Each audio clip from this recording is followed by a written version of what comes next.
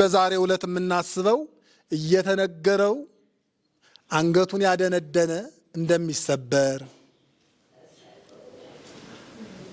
ሆነ ብሎ ለድህነት ሳይሆን ለማሰናከል ሲል የማሰናከያ ድንጋይ ከቅን አገልጋዮች ፊት የሚያስቀምጥ ሰው የሚገጥመውን ጣጣ ነው ዛሬ ቤተክርስቲያን ለልጆቿ የምትመክረው።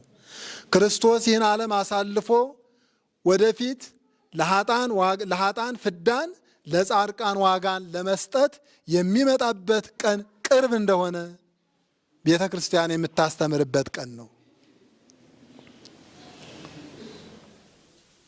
አገልጋይ የአገልግሎቱን ዋጋ የሚያገኝበት፣ የደከሙ ስለ እግዚአብሔር መንግሥት ስለ እውነት ሲሉ ዋጋ የከፈሉ ሰዎች በእግዚአብሔር ፊት የሚያገኙትን ዋጋ የሚበሰርበትም ቀን ነው ዛሬ።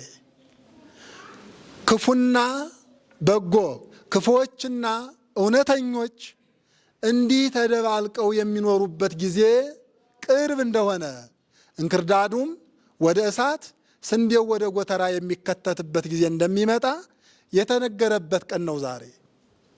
ዛሬ እነዚህን ነገሮች በግልጽ የተናገረበት የመጨረሻውን ይህን ቤተ መቅደስ ሲያስመስሉበት እግዚአብሔርን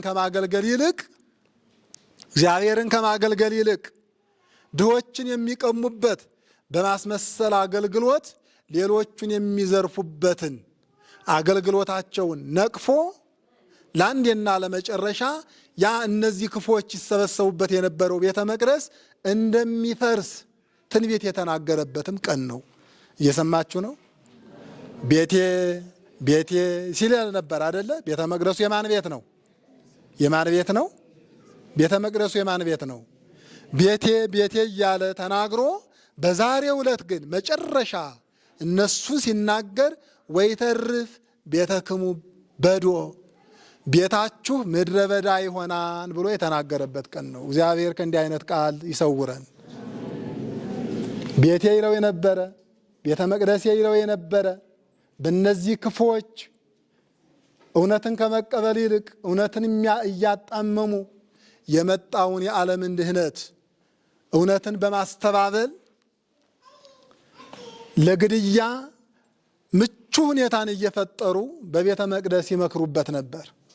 ስለዚህ ያ ቤተ መቅደስ ክፉ ስለተመከረበት ቤቴ ከማለት ምን አላቸው? ምን አላቸው? ቤታችሁ። እግዚአብሔር ራሱን አወጣ ከቤቱ። ቤቴ የሚለውን ተወና ቤታችሁ ምን ስለሆነ? በንጹህ እግዚአብሔር የሚመለክበት ቤት ነገር የሚሰራበት ስለሆነ፣ እሱን አሳልፎ ለመስጠት ነገር ስለሰሩበት፣ ክፉ ስለመከሩበት፣ ክፎች ሁነው በጎዎችን ስላንገላቱበት ቤቴ የሚለውን ቃል ዛሬውኑ አቁሞ ቤታችሁ አለ። ምን አለ? ቤታችሁ ብሎ አልቀረም፣ ምድረ በዳ ይሆንላችኋል አለ። ያ ቃል